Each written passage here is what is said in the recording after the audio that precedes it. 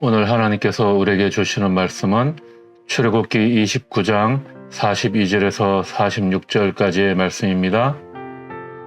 이것은 너희가 대대로 계속해서 주 앞 해막 어귀에서 바칠 번제이며 내가 거기에서 너희를 만날 것이고 거기에서 너에게 말하겠다. 내가 거기에서 이스라엘 자손을 만날 것이다. 거기에서 나의 영광을 나타내어 그곳이 거룩한 곳이 되게 하겠다. 내가 회막과 제단을 거룩하게 하고 아론과 그의 아들들을 거룩하게 하여 나를 섬기는 제사장으로 삼겠다.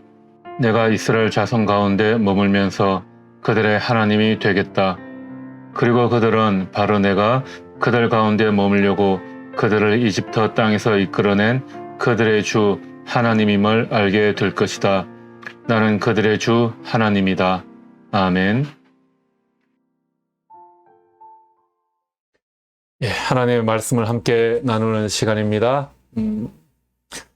출애굽기 20장에서 10계명의 말씀을 하시고 나서 하나님께서는 여러 가지 규례에 대해 말씀을 하시고 또 성막을 제작하는 방법에 대해서 말씀해 주고 계십니다. 오늘은 성경을 조금 건너뛰어서 성막의 의미에 대해서 좀 우리가 함께 은혜 나누는 시간을 가져보려고 합니다.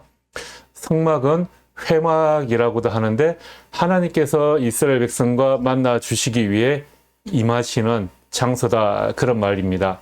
성막은 거룩한 텐트, 막이라는 게 장막, 그런 걸 의미하죠. 그러니까 거룩한 텐트라는 의미고, 회막은 만남의 장소다라는 겁니다. 미팅 장소. 어떤 미팅 장소냐? 하나님과 우리가 만나는 장소다, 그런 의미가 담겨 있습니다. 오늘 우리가 읽은 43절 말씀 다시 한번 보겠습니다. 내가 거기에서 이스라엘 자손을 만날 것이다. 거기에서 나의 영광을 나타내어 그곳이 거룩한 곳이 되게 하겠다. 거룩한 곳이 되게 하겠다. 하나님과 우리가 만나는 그 장소가 바로 거룩한 장소가 된다라고 말씀하고 계십니다. 이스라엘의 성막은 우리가 지금 드리는 이 예배의 전형적인 모습입니다. 모형이라고 하죠. 성막은 히브리어로 미시칸이라고 하는데요. 그 뜻은 거하고 있다라는 그런 의미입니다. 하나님께서 거하시는 장소다라는 것이죠.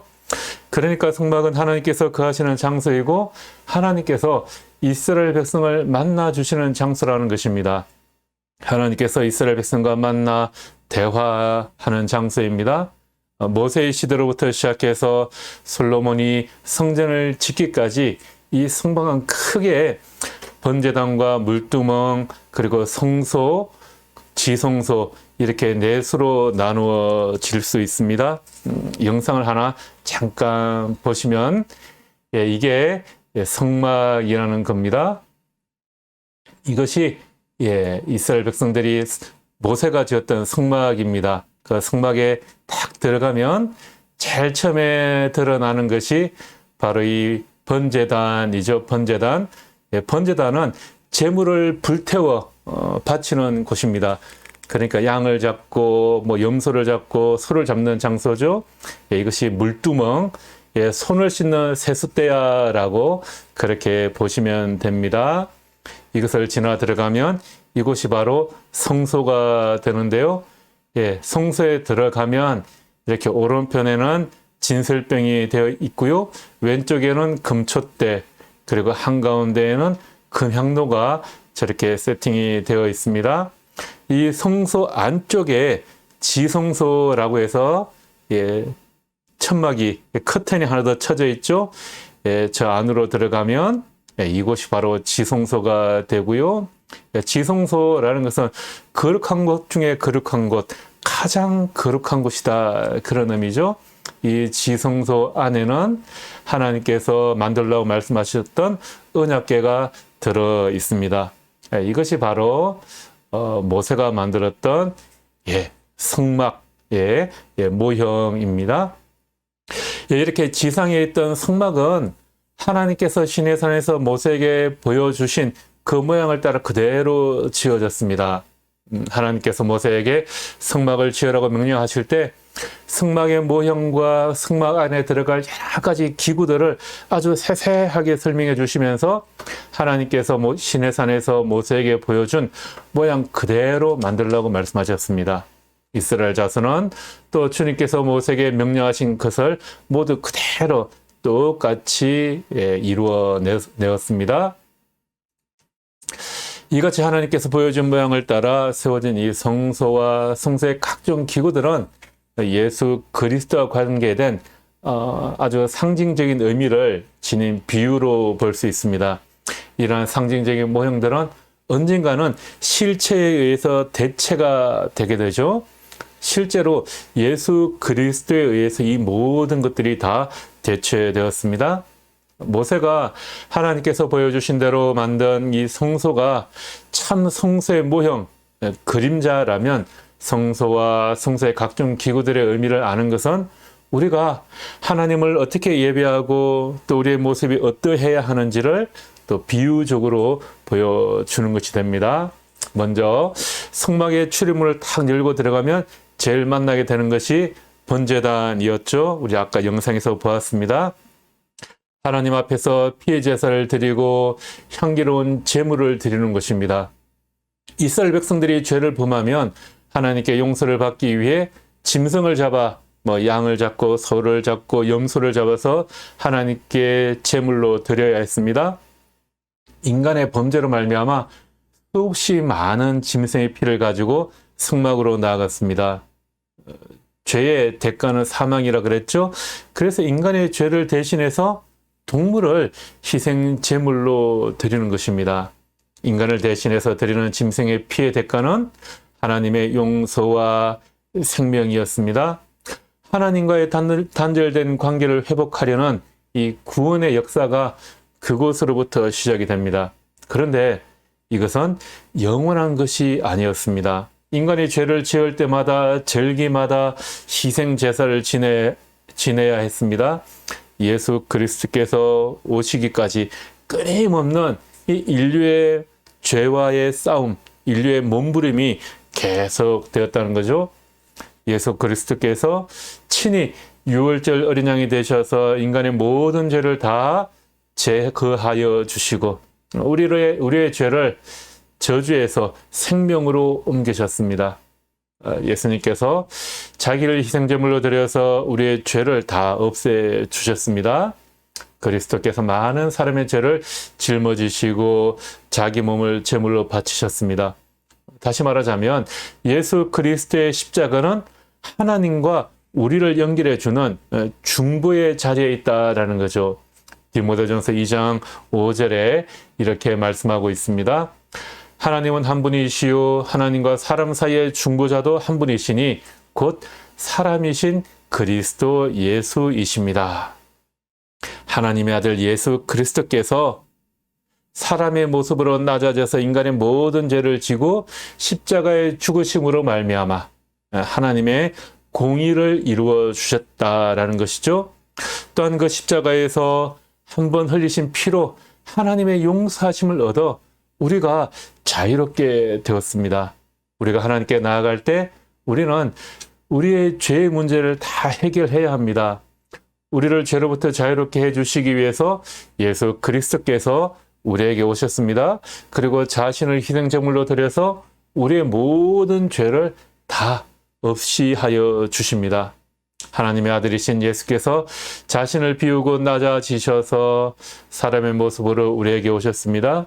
우리는 우리 자신의 죄의 문제를 해결할 수 없는데 하나님의 놀라우신 사랑이 우리를 자유롭게 해 주셨다라는 겁니다.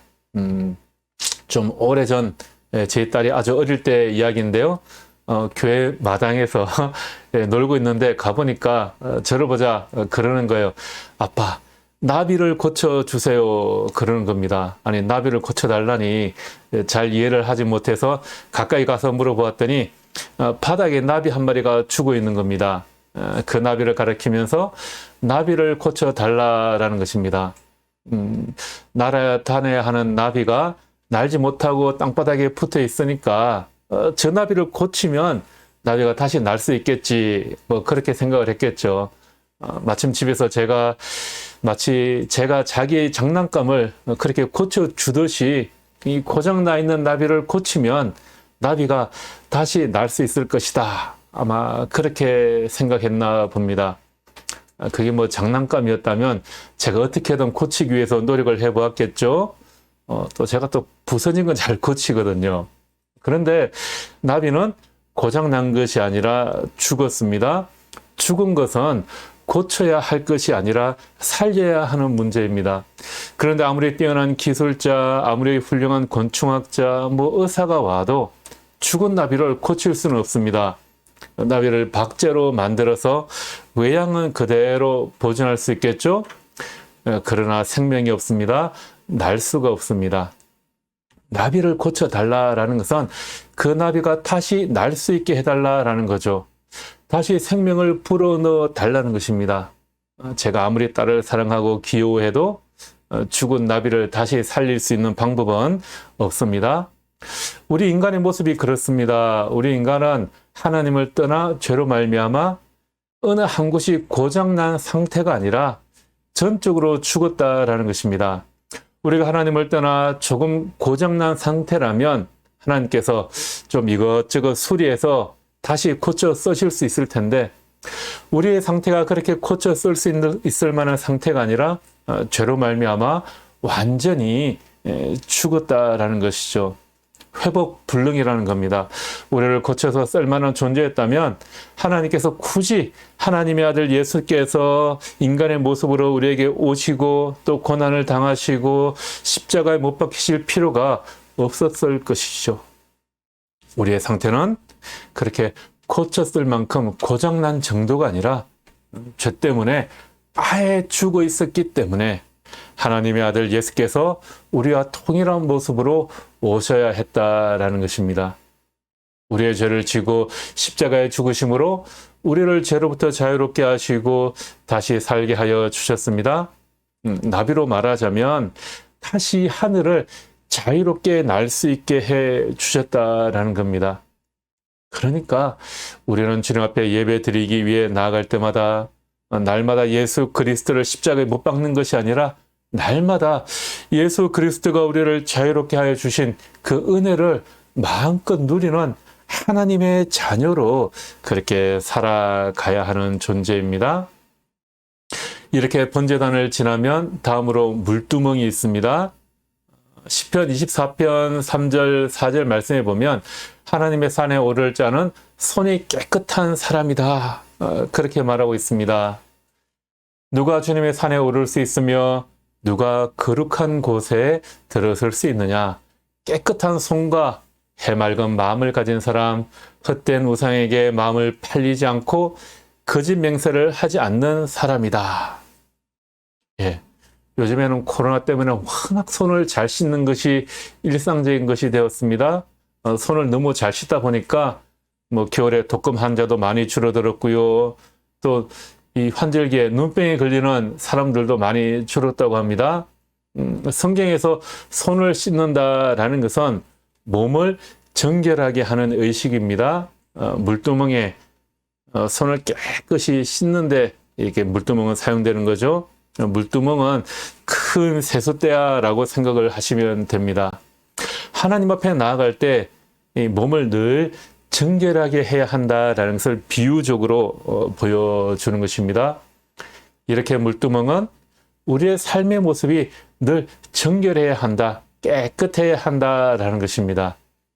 하나님께서 이스라엘 백성들에게 에스겔 36장 25절에서 27절에 이렇게 말씀하고 계십니다. 그리고 내가 너희에게 맑은 물을 뿌려서 너희를 정결하게 하며 너희의 온갖 더러움과 너희가 우상들을 섬긴 모든 더러움을 깨끗하게 씻어주며 너희에게 새로운 마음을 주고 너희 속에 새로운 영을 넣어주며 너희 몸에서 돌같이 굳은 마음을 없애고 살갗처럼 부드러운 마음을 주며 너희 속에 내 영을 두어 너희가 나의 모든 율례대로 행동하게 하겠다. 그러면 너희가 내 모든 규례를 지키고 실천할 것이다. 예. 하나님께서 이스라엘 백성들을 정결하게 하시겠다 말씀하십니다. 이스라엘 백성이 그 땅에 거주할 때 너무나도 부정하였다는 것입니다. 그들의 행위가 너무나도 더럽고 온갖 우상을 다 숨겨서 하나님께서 진노하셨습니다. 그래서 하나님께서 이스라엘 백성들을 그 땅에서 쫓아내 여러 나라에 흩어놓으셨습니다. 그런데 그곳에서도 이스라엘 백성들은 하나님의 이름을 더럽혔다고 합니다. 그래서 이방 사람들이 이스라엘 백성들을 보고 주의 백성이지만 주의 땅에서 쫓겨난 자들 이렇게 말하였다는 거죠. 하나님의 이름이 더럽혀지는 것을 더 이상 보지 못한 하나님께서 이스라엘 백성을 다시 불러 모아 정결하게 해 주겠다 하십니다.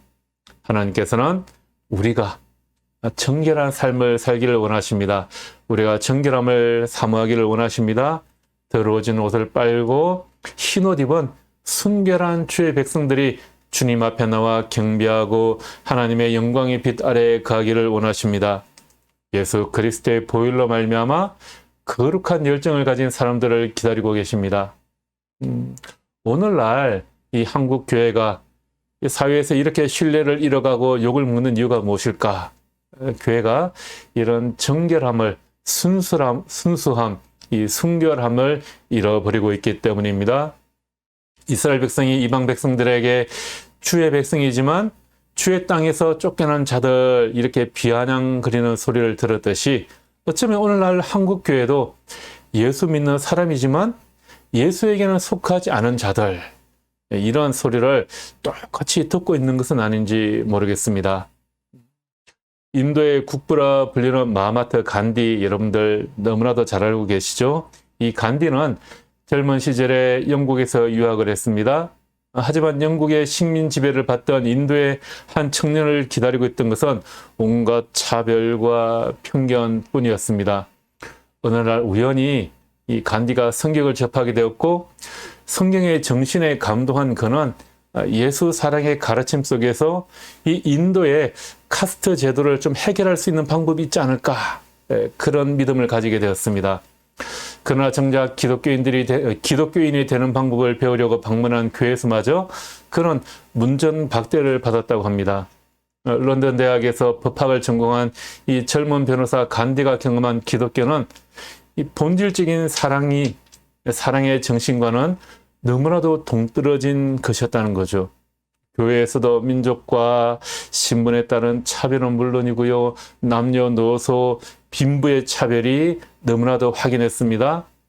사실상 인도의 카스트 제도와 교회가 다를 바가 없음을 보게 된 것입니다. 결국 교회의 문턱에서 간디는 발길을 돌려버리고 맙니다. 훗날 간디는 이런 결론을 내렸다고 합니다.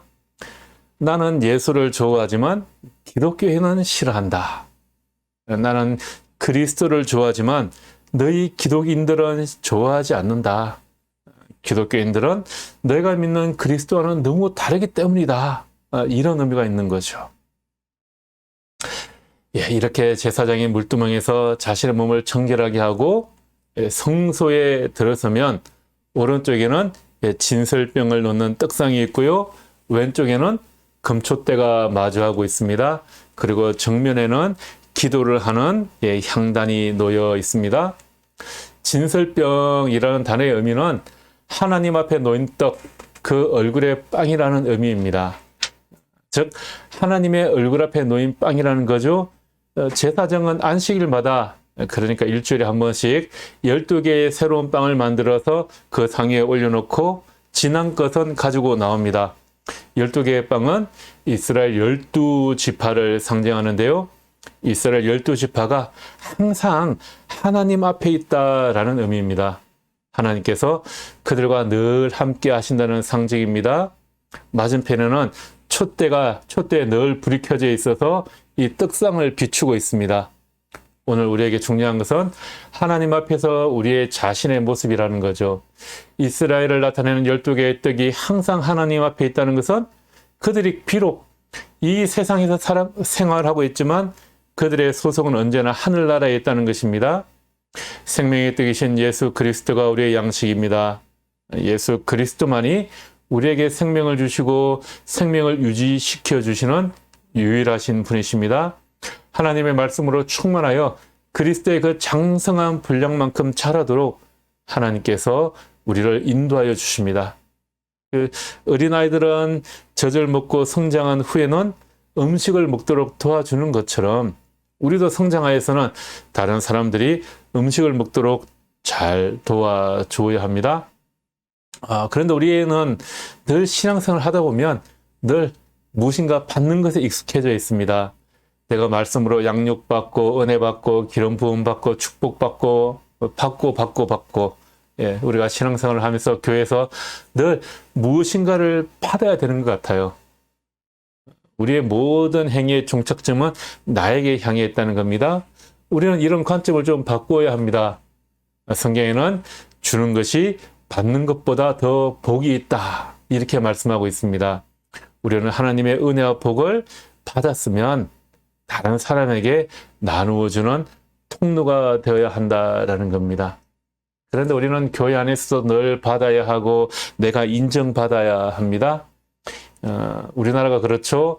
명분과 이름을 중시하는 이 유교 문화권에 살고 있어서 우리 한국 사회가 그런 것 같습니다. 자기를 드러내고 자기 이름을 남기고 싶은 생각이 너무나도 많이 있습니다.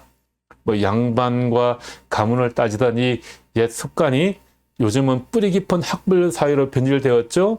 그래서 입신양명, 말 그대로 사회적으로 명망 있는 직업을 택하기 위해서 가진 노력을 다 합니다.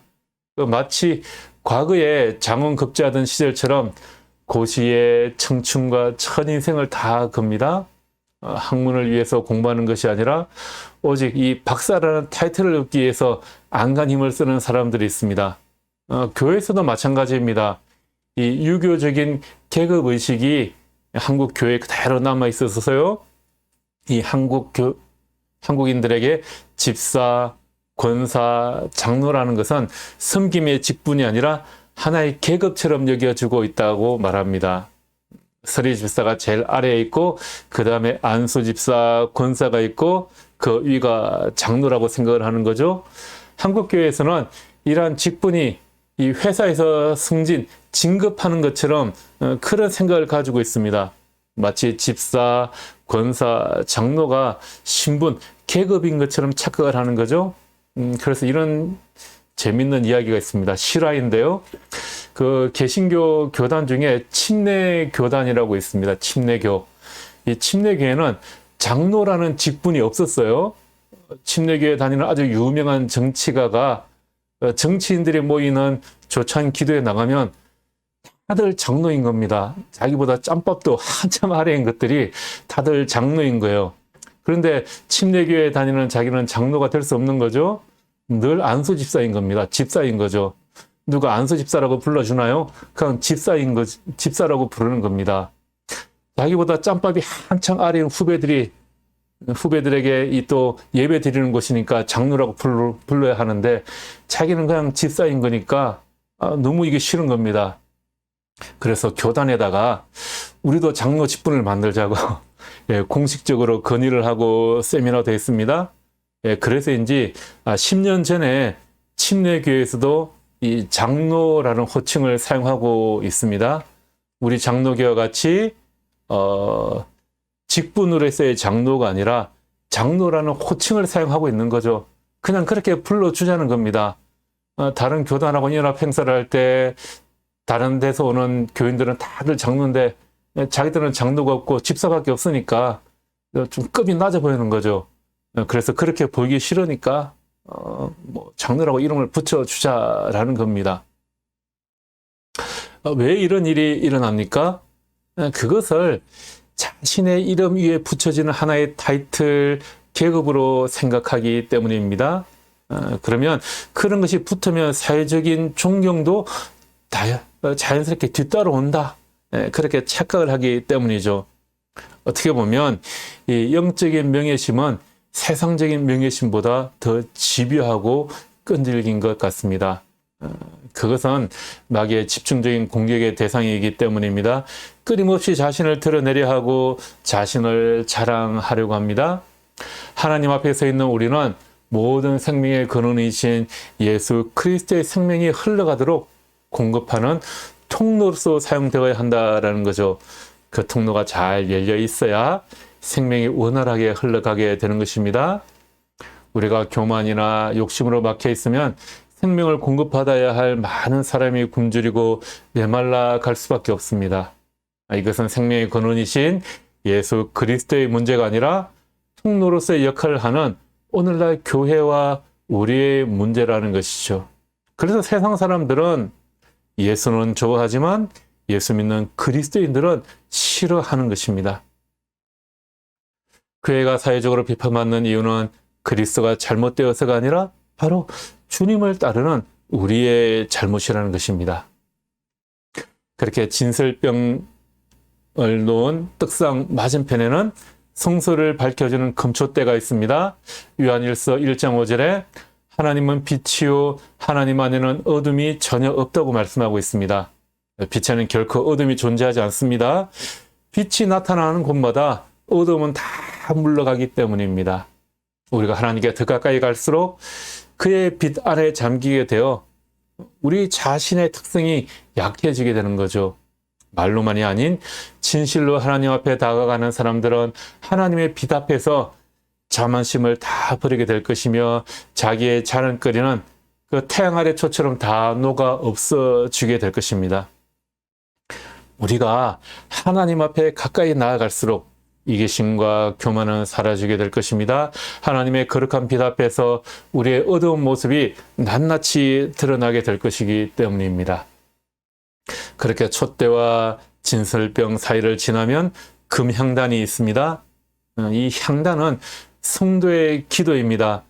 우리의 모든 기도와 삶에서 성령의 인도하심을 따라 살아가는 것입니다. 우리가 성령을 사용해서 기도하는 것이 아니라 성령이 우리를 사용해 주시는 것입니다. 우리가 기도의 응답을 더 잘 받기 위해 성령의 충만을 받거나 기름 부음을 받는 것이 아닙니다. 오히려 우리가 성령께 사용되기 위해서 성령의 충만과 기름 부음을 받는 것입니다. 우리가 기도할 때 하나님의 뜻은 분명해져야 하고 나의 뜻을 내려놓아야 합니다. 그때 하나님의 뜻이 우리의 삶에 성취되는 것을 보게 될 것입니다. 자, 이렇게 분향단을 지나면 하나님의 임재의 상징인 지성소에 들어갈 수가 있습니다.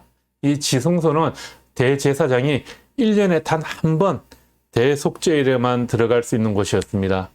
그런데 예수 그리스도께서 십자가에 죽으실 때 이 지성소의 휘장이 위에서 아래로 쫙 찢어졌다고 성경은 말하고 있습니다. 이것은 하나님이 모든 사람들을 이 지성소로 초대하신 초대장입니다. 예수 그리스도로 말미암아 하나님의 임재 앞에 나오도록 우리를 초청하시는 것입니다. 그렇게 교회는 하나님의 임재가 머무는 곳이며 우리는 하나님의 임재를 세상에 드러내야 합니다. 세상은 하나님을 볼 수 없지만 하나님께서 임재하시는 장소인 교회, 바로 여러분을 통해서 세상 사람들은 하나님을 볼 수 있습니다. 하나님은 그리스도의 몸된 교회인 우리가 하나님의 임재가 갈급한 이 세상에 하나님의 임재를 드러내기를 원하십니다. 오늘 말씀에서 하나님께서는 이스라엘이 제사 드리는 그곳에서 그들을 만날 것이고 거기에서 말씀하시겠다고 하셨습니다. 하나님께서 그들 가운데 머물면서 그들의 하나님이 되겠다 하십니다. 그리고 하나님께서는 이스라엘 백성들 가운데 머물려고 그들을 이집트에서 인도하여 내셨다. 그렇게 말씀하고 있습니다. 이스라엘과 함께 하시겠다고 말씀하신 하나님이 오늘 우리의 하나님이십니다. 예배 가운데 우리와 여러분과 함께하고 계십니다. 그 하나님께서 여러분과 함께 지내시기 위해 여러분들을 부르셨다라는 것입니다. 왜 하나님께서 이스라엘 백성들을 불러내셨습니까? 그들과 함께하고 싶기 때문이셨습니다. 하나님께서 여러분들을 왜 이 예배 장소로 부르십니까? 여러분과 함께 지내기 위해서입니다. 이 예배를 통해 여러분들의 삶에 함께 하시는 그 주님과 동행하시기 바랍니다. 그렇게 이번 한 주간도 주님과 동행하는 그런 시간이 되기를 주님의 이름으로 축복합니다. 그 은혜가 여러분들의 삶에 날마다 차고 넘치기를 다시 한 번 더 간절히 기도합니다. 기도하겠습니다.